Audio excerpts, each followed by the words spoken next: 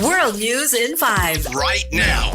News and developments making headlines around the world in 5 minutes. World News in 5. Here on Radyo Pilipinas World Service.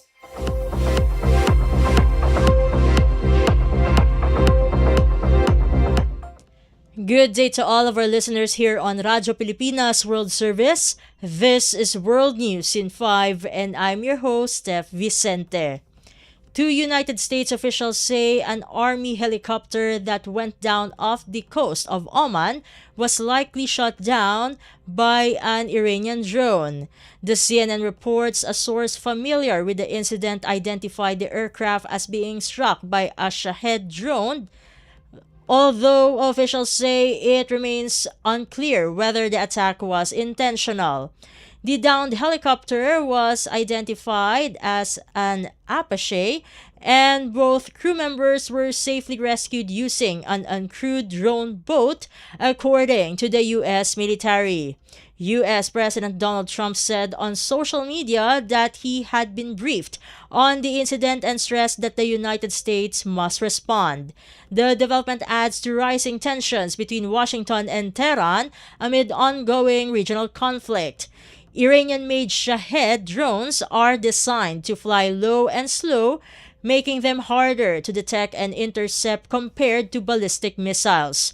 Officials continue to assess the circumstances surrounding the incident. In other news overseas, two members of Iran's air defense forces were killed in an Israeli strike, according to reports from state media. The CNN reports Iranian officials said the personnel died while carrying out a mission to protect the country's airspace. A municipal worker in Tehran was also reported killed, bringing the total number of confirmed deaths to 3.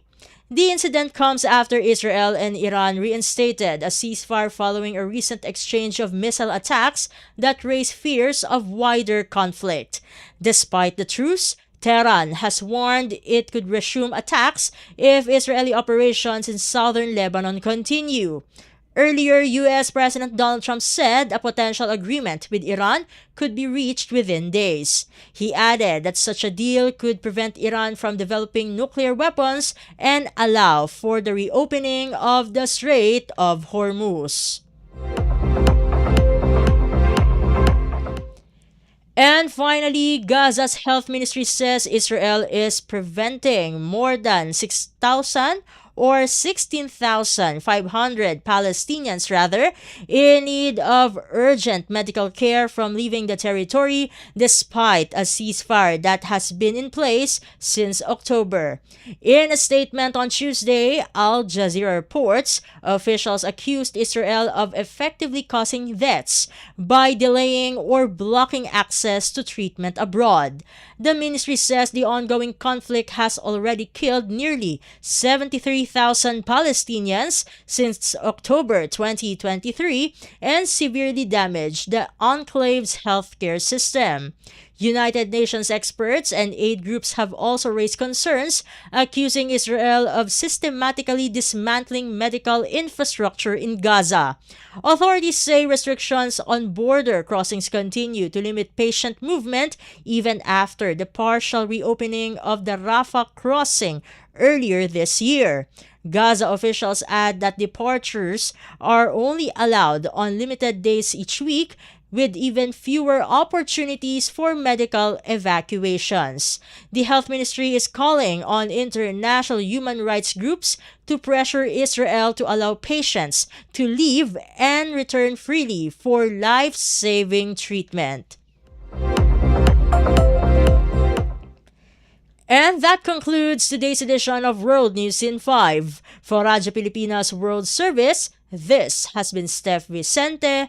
Good day and stay safe, everyone.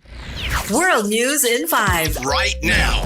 News and developments making headlines around the world in 5 minutes.